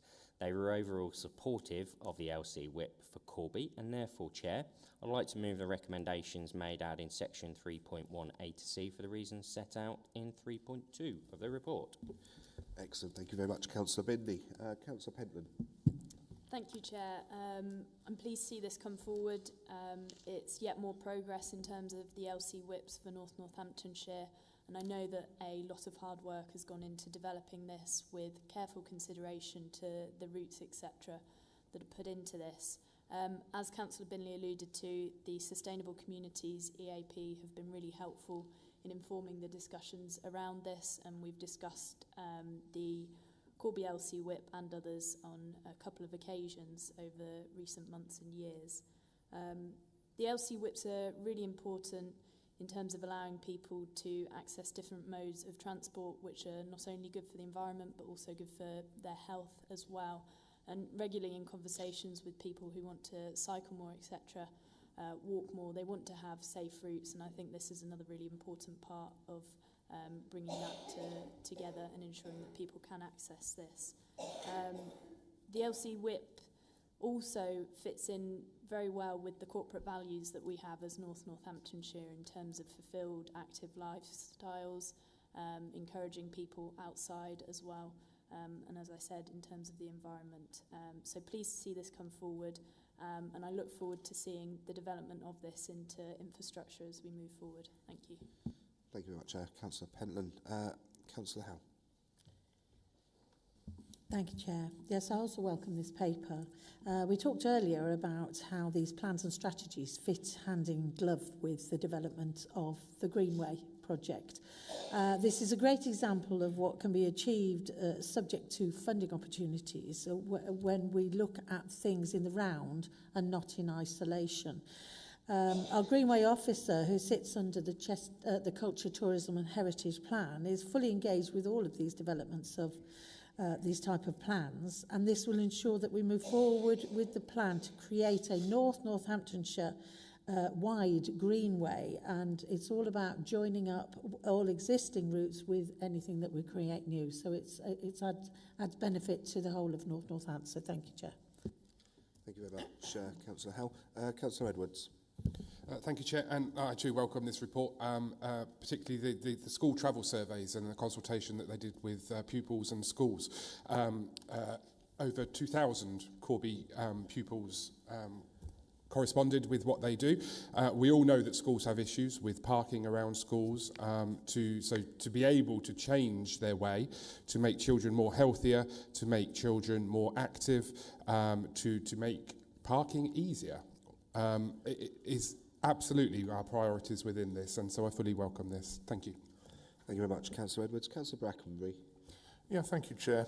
And again, it's nice to see some joined-up thinking in progress. And again, I fully welcome the report and the reasons behind it. It does indeed promote active lives. It does promote mental health. It does give that connectivity into the wider Greenway and tourism strategy as well, which is great. I just point out that this is part of a lot of work that's going on in Corby, and we've got the new sixth form college just opened in Corby, and of course a lot of the pupils there or students there will be wanting to use bikes to come and go from school. So to have VLC Whip here and to have that infrastructure really is great for our young people as well as every other part of society too. So excellent work, and it's very pleasing to know that there's other LC Whips in preparation in the Rushden area, which is also very, very much to be welcomed. So very good. Thank you very much, Councillor Brackenbury. Councillor Binley, did you want to sum up? I know you've recommended the report. Yeah, Chair, just to say thank you very much for the welcome comments and welcome input from the other executive members, because of course this LC Whip, as do all of the others, again it's one of those things that's far-reaching and touches on a number of portfolios, again whether it's health or children's and so on and so forth. No, I'm really pleased to move the report. Thank you very much, Councillor Binley. Would someone like to second that report? Councillor Howe, thank you very much. So the recommendations are set out on page 254 and 255 of your agenda pack. Can I have a show of hands in favour, please? Unanimous, Chair. Thank you very much. So we now move on to item 10, cleaning services contract procurement. I'd like to ask Councillor Lynn Buckingham to address the meeting. Thank you very much. This one's just going to be very brief. Wonder why there was such a disparity between the bid price and the resources for this contract. £155,000 is quite a lot of money.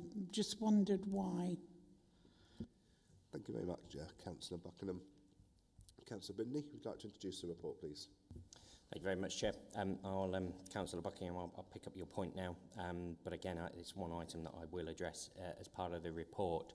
As this report has previously come before Executive back in November 2022, it came forward on an agreed framework, and that agreed framework has not yielded the competitive / best value that was expected, and therefore the reason for this revised approach is to open up the options available, in that an open tender process will mean that it's not limited to certain suppliers who are listed on the agreed framework, and it will also open up the opportunity for more local companies to be able to bid through that open market tender process.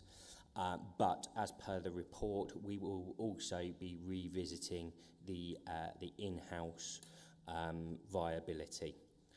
So hopefully that addresses your concerns. But that is exactly why we are here today, because the framework did not deliver the best value.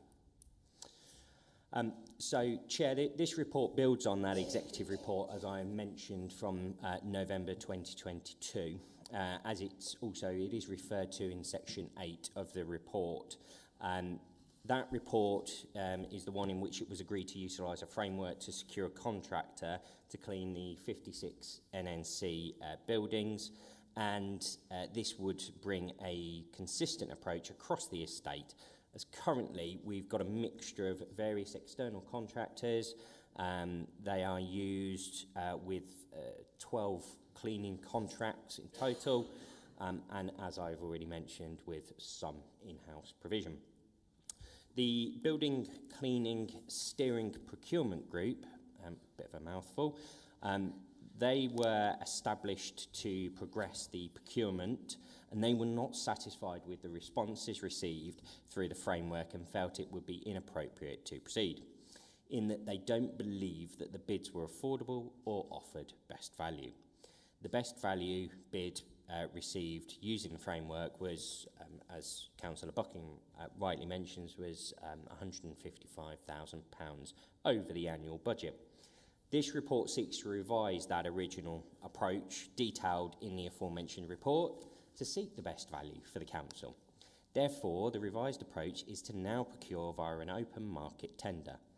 Whilst a fully in-house provision had previously been discounted in favour of the framework, this will be revisited and the feasibility will be reviewed in conjunction with the open market tender process to ensure value for money and quality of service is achieved. The open market tender process opens up to a wider range of companies and will also open up the market to more locally based companies, which I think we can all agree is only a positive thing. The report also recommends that the current contract arrangements are extended by 6 months to allow the required time to carry out the full open market tender process. There are, of course, 2P implications, regardless as to which option is pursued and finalised, whether it's in-house or external, because, of course, we currently operate on a mixture of those models, as I have already mentioned, and that is addressed in the report at section 5.4. Just one very minor note, we're talking about typos.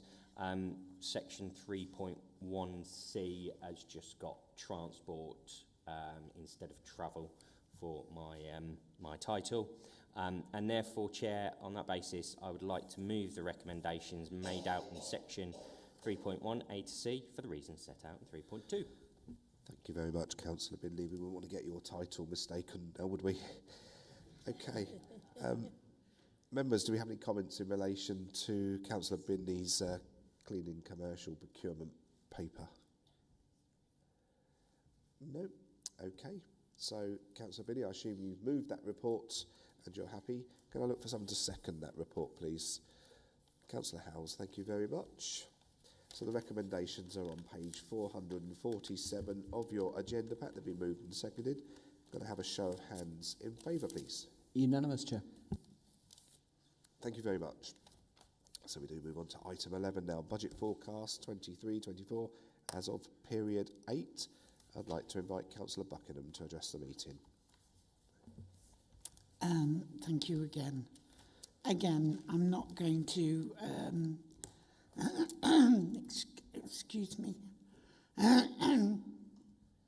going to spend too long.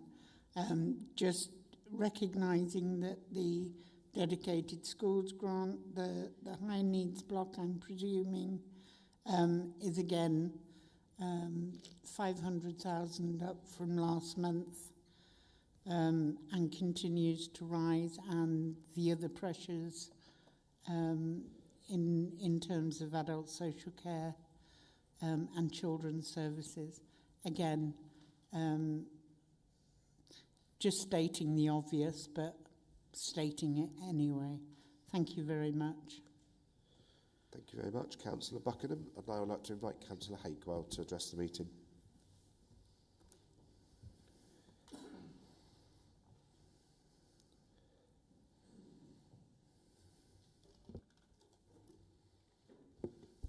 Thank you, Leader, once again.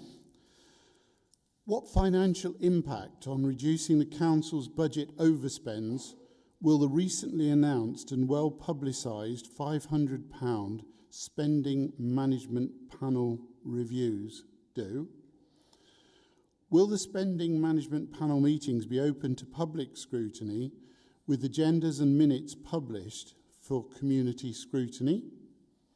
What processes are in place to claim for damaged or destroyed seat signs and furniture where an accident has taken place, and we should be able to claim from the person whose insurance in that vehicle, should it be proven that they're culpable on that.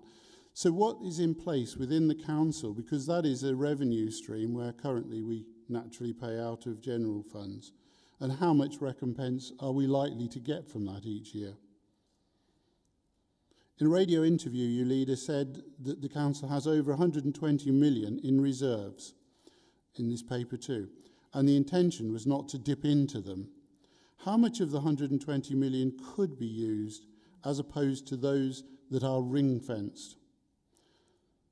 Is taking funds from contingency reserves the same as dipping into reserves? My understanding is that we have taken from unallocated contingency reserves during this financial year. What have been the tangible outcomes from the leaders' meeting? Sorry, it's addressed to you, leader, so I stopped. What have been the tangible outcomes from the leaders' meeting with government, and in particular with Minister Michael Gove, in relation to seeking more funding from government or helping to achieve greater financial stability?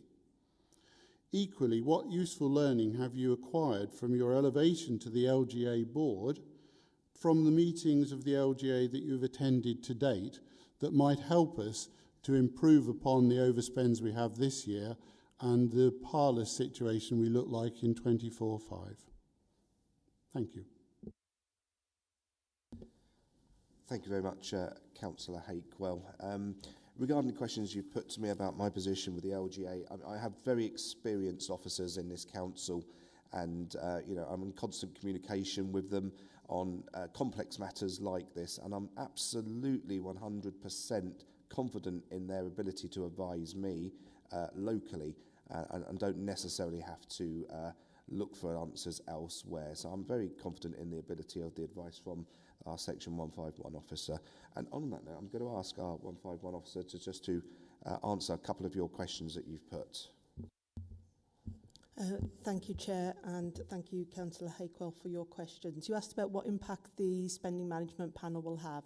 We've actually got two panels running. There's a spending management panel and a staffing approval panel as well. So the spending management panel will focus on looking at expenditure in excess of £500, and the staffing approval panel will look at anything in relation to recruitment, agency spend, etc. So there will be two streams running there in order to look at this.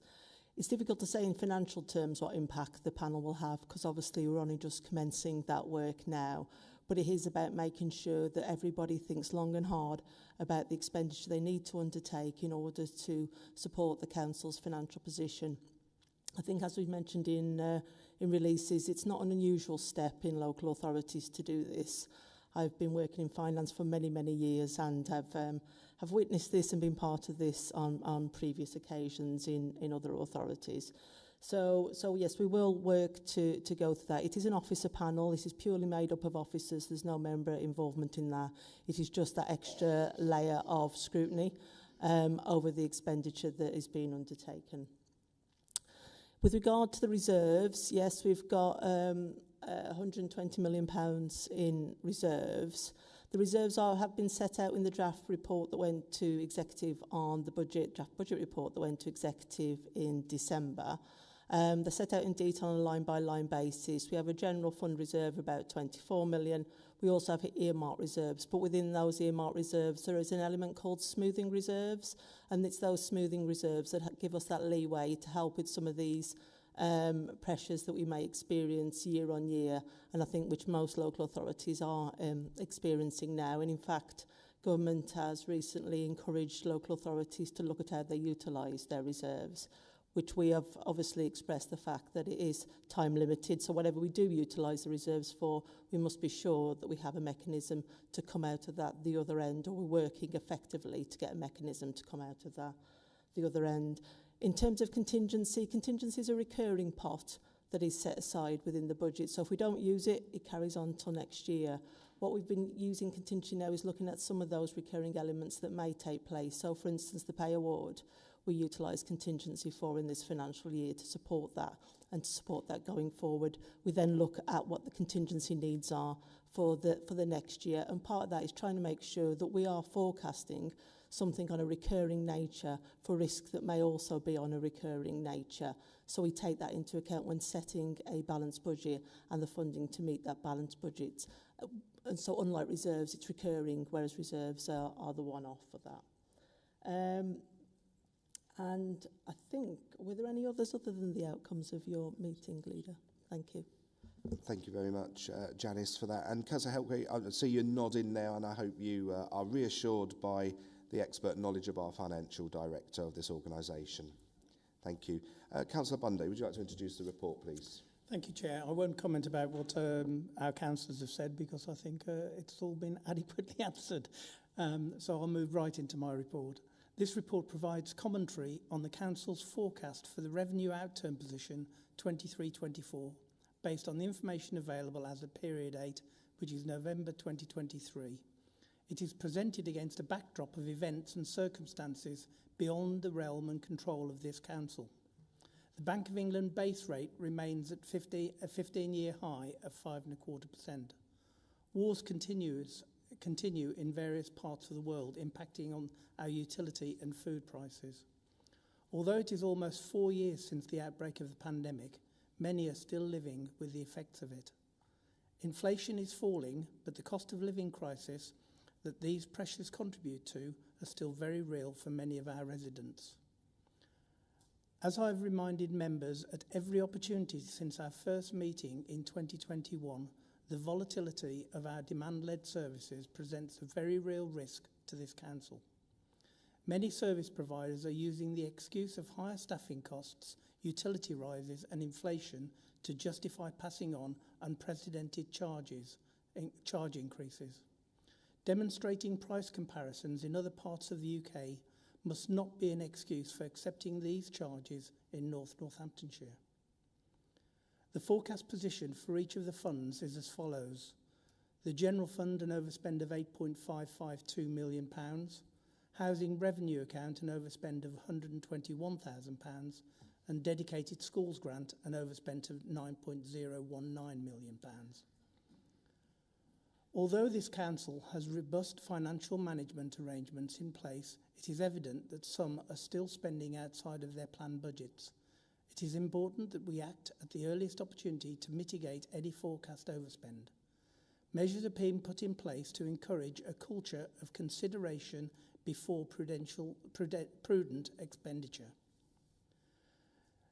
This monitoring report sets out the material financial issues identified since the 23-24 budget was set in February last year and is based on early emerging data.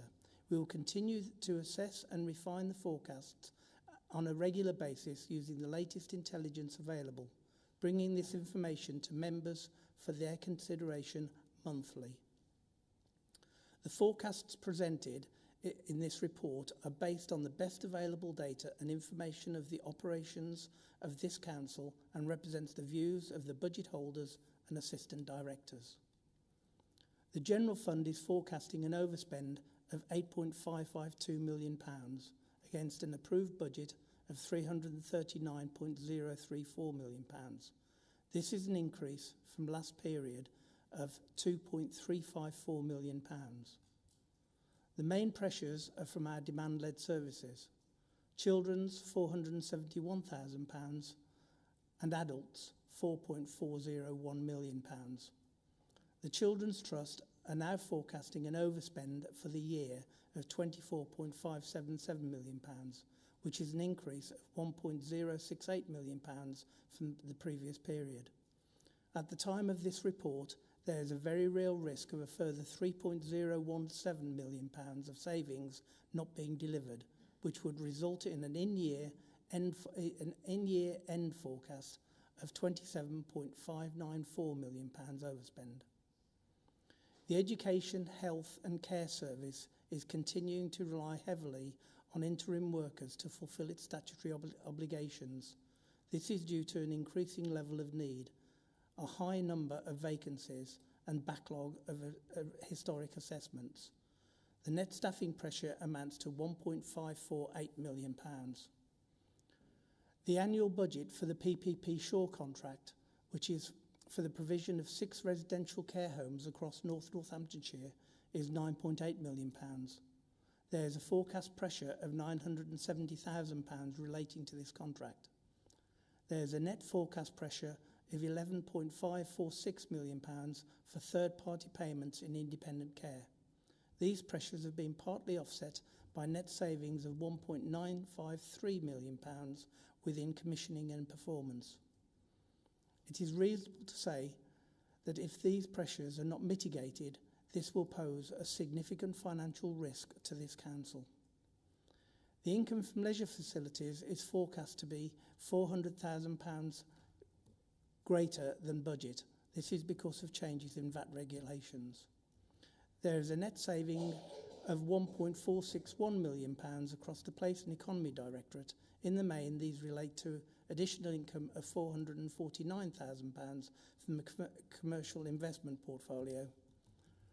There is a pressure of £654,000 relating to increased bank charges of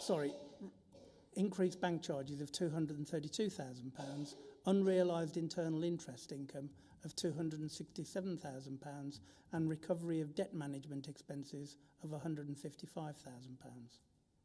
The main savings to offset these pressures come from additional investment income of £5.81 million, which reflects the effect of the Bank of England base rate on future investments and is based on an average cash balance of £175.6 million at a weighted average rate of interest of 5.04% for the full year. There's a further saving of £1.406 million in relation to the annual increments to have been charged across the authority, and the cost has been absorbed through existing budgets, and as such the increments have been reflected as a saving.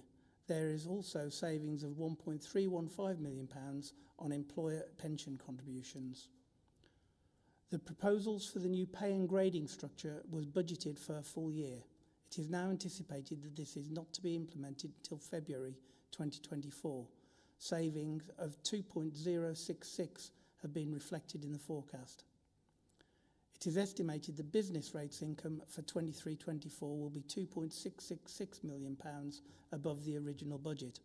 This has been reflected in this report and results in the resources line increasing from £339.034 million to £341.7 million. There are further net additional pressures of £58,000, which result in an overall pressure of the £8.552 million I reported earlier.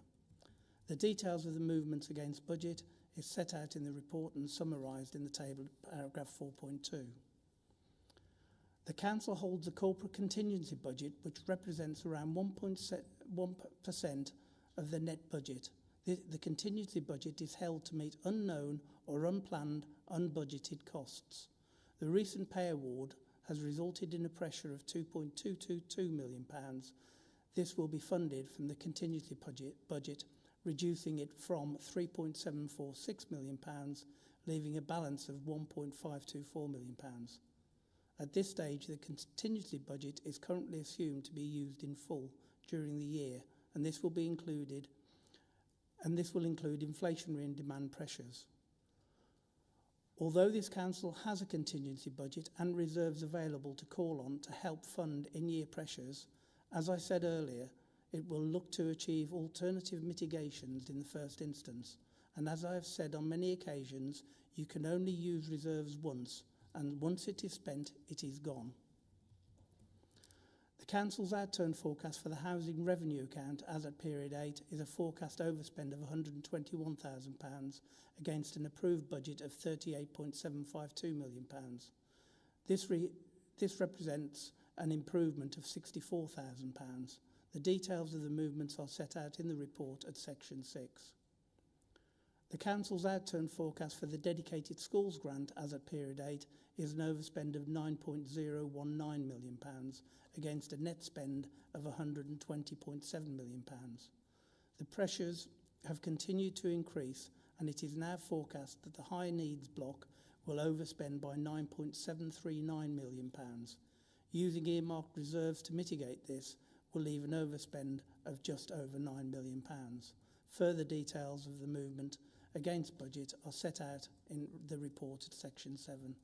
And with that, Chair, I'm happy to propose the recommendations of paragraph 3. Thank you very much, Councillor Bundy.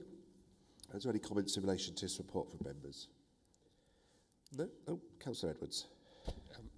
Councillor Buckingham, you're absolutely right to raise about the DSG and it being nearly £9 million overspent. And I just wanted to kind of clarify what that's being used for, and that's because of the SEND increase. So we've increased from 7% to 75%, which, as you know, is a huge increase and a benefit for those children that need extra help and extra assistance, which is why it is that much overspent, and how quickly the department have moved in creating units within schools and specialist areas to create places for these children that need it. We are working with the West and also other councils to work with the government to have a look at funding the DSG certainly for special educational needs pupils, and in fact it went through Parliament last week, I think it was, so there is going to be another debate around it to be looked into it. So we are on top of it, but I just wanted to explain as to why it is overspent that much. Thank you very much, Councillor Edwards. Okay, so the report has been moved, so I'm going to look for a seconder to the report. Thank you very much, Councillor Howes. And the recommendations are on page 456 of the agenda pack. They've been moved and seconded. Can I have a show of hands in favour, please? Unanimous, Chair. Thank you very much. So I can confirm that I've received no requests to consider any urgent items of business at this meeting. So that concludes the business of this agenda. And I'd like to thank everyone who's attended, officers, members of the public.